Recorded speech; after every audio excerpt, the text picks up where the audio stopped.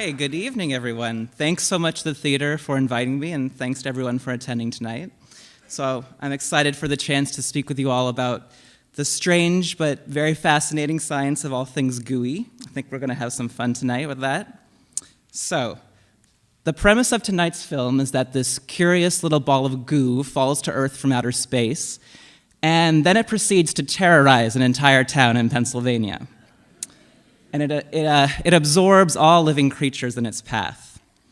The monster in the Blob is kind of like Star Trek's the Borg, this ruthless collective of homogeneous cyborgs that assimilate other species, except that it's the Borg in a jellified form.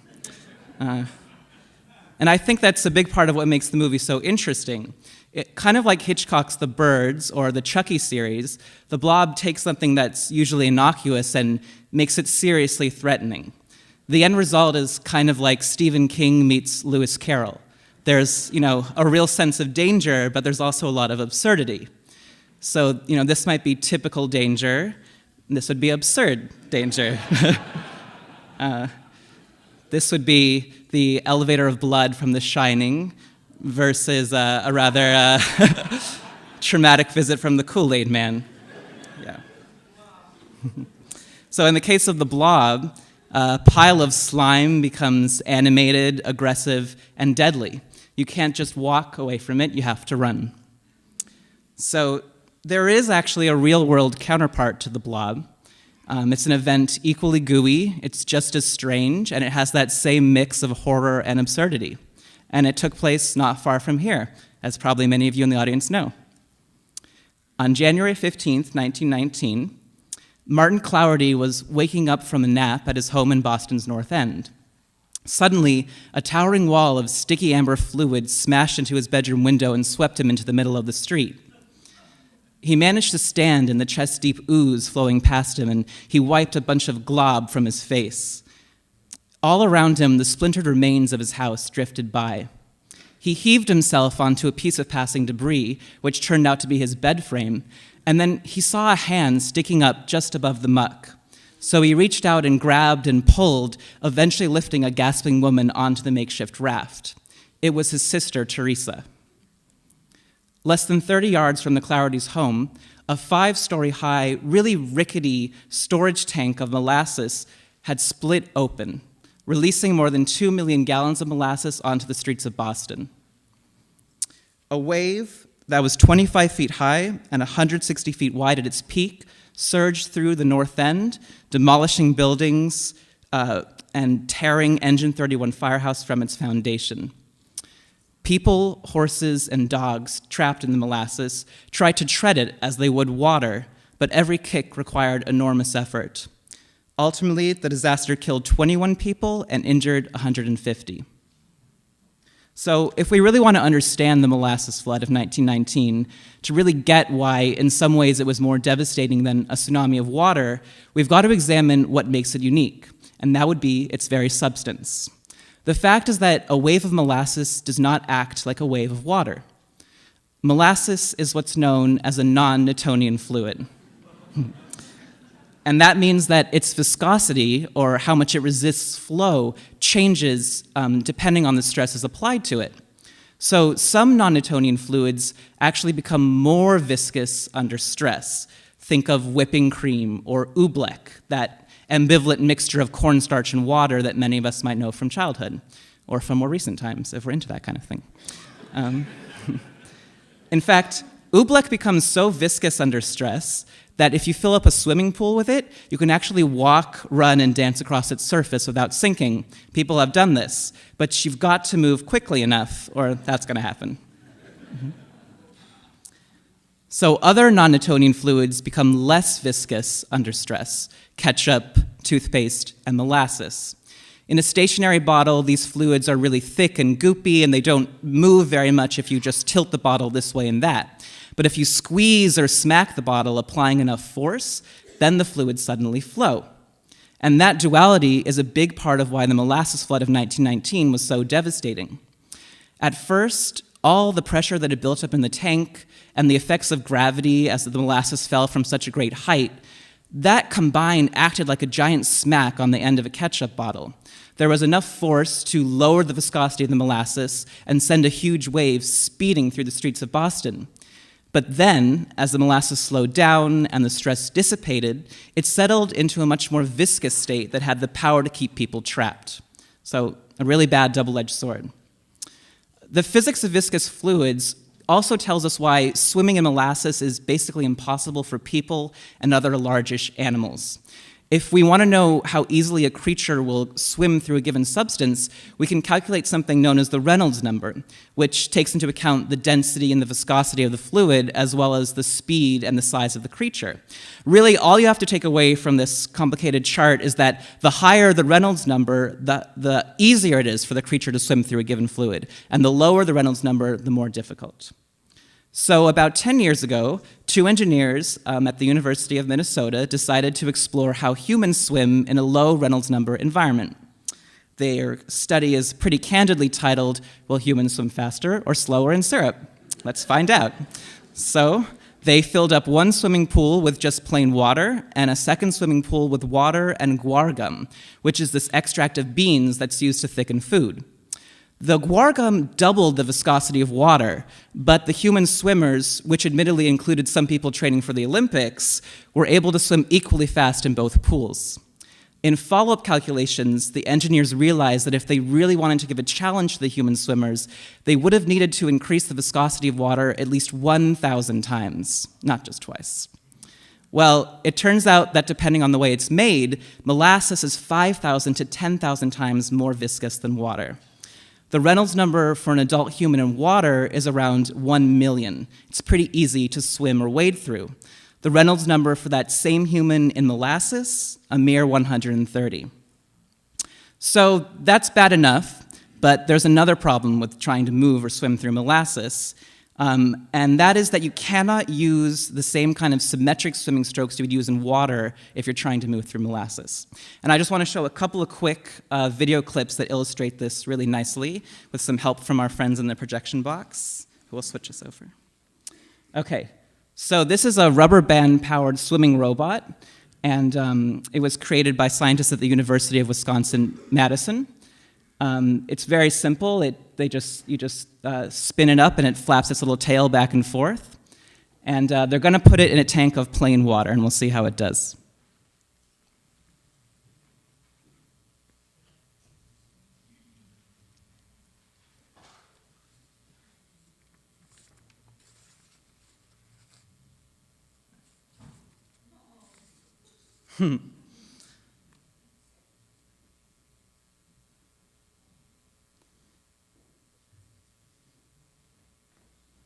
It has no trouble swimming through water, just with a symmetric stroke, and it would keep going if it had more room, as in here.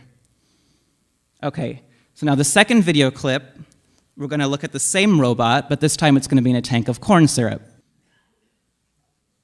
Okay. Yep, this is pretty much the video. Just keeps on flapping, and I've watched it through the end, doesn't go anywhere. So the problem with symmetrical swimming strokes in this situation is that each stroke actually undoes what was done before. The robot can't get anywhere because it's just pushing the thick, goopy syrup back and forth again and again. And it's the same thing with people in molasses. If you pulled an arm towards yourself, you would move some molasses away from your head, but then if you reached up to repeat the stroke, you would just push the molasses back where it was before. You would just end up trapped like an insect in tree sap.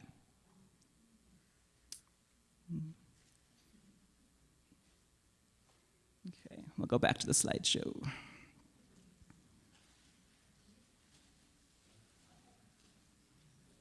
Yes, that's what you would be, an insect in tree sap. And during the Boston molasses disaster of 1919, even burly firemen struggled to tread water, and giant horses were flailing just to keep aloft and snorting to clear their airways. So here's where things take a turn for the even weirder, if that's even possible. So from the perspective of humans and other largish animals, swimming through molasses is this bizarre nightmare scenario. But the fact is that for some of the tiniest and most abundant microscopic organisms on the planet, a quagmire of molasses is actually an everyday reality.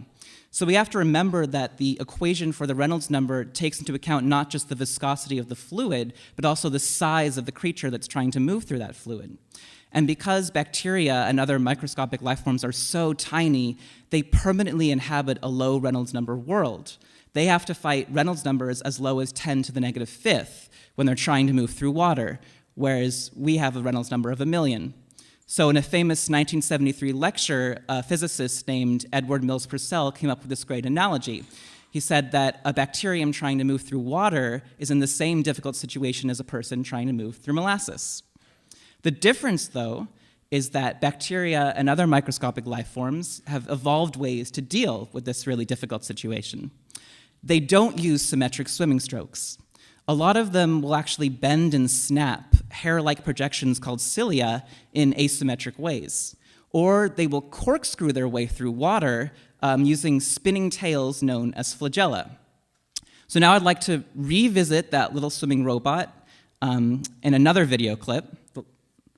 And it's back in the tank of corn syrup, but this time it has a corkscrew tail.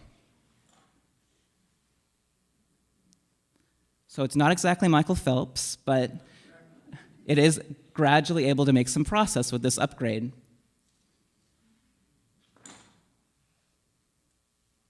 And that's because it's using an asymmetrical motion, not a symmetrical one.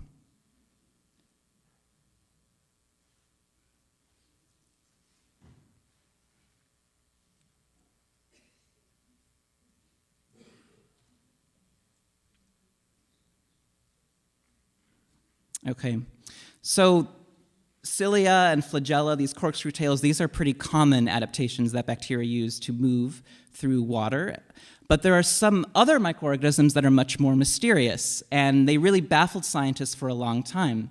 And it wasn't until a few years ago that scientists started to figure out how these microbes get around, because they don't have such obvious appendages or techniques. For example, some bacteria will rely on complex internal motors to ripple their cell surfaces in just the right way. That's the one shown in the middle column. There's a really cool bacterium that can chemically transform mucus in the human stomach into a thinner fluid, so it can have an easier time swimming through it, shown on the right. But I think my favorite is the bacterium shown on the left, and that's Pseudomonas aeruginosa, and it is the Spider-Man of the bacterial world. So this bacterium lives all over the place. It lives in soil, it lives in our homes, it lives in our bodies, and it often encounters slimes and fluids of various kinds, such as mud or mucus. So it strategically flings and detaches sticky threads to literally slingshot itself around. And some scientists think that this behavior takes advantage of a phenomenon known as shear thinning.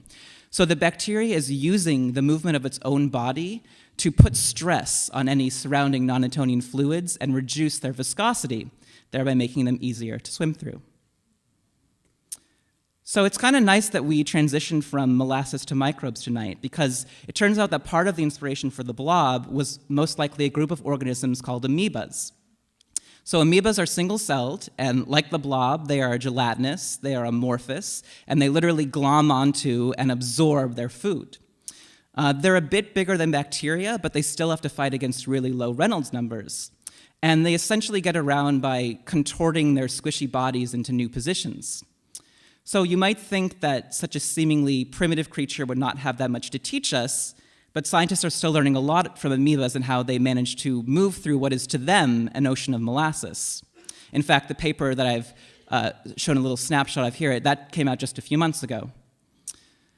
The single-celled amoeba and really all of life on Earth is much like the monster in the blob, but then it remains more of a question mark than a known entity. It's true that the blob we're going to see on the screen tonight is really bizarre, but if we walk away from the film thinking that such a thing could only have come from outer space, we probably have to take a closer look at the life that's already around us. So before wrapping up, I just want to thank a couple people in particular. My descriptions of the molasses flood are based largely on Stephen Palaio's great book, Dark Tide. And if you would like to learn more about why the disaster happened, what happened to people in the disaster, and all the social and political repercussions, I suggest giving that a read.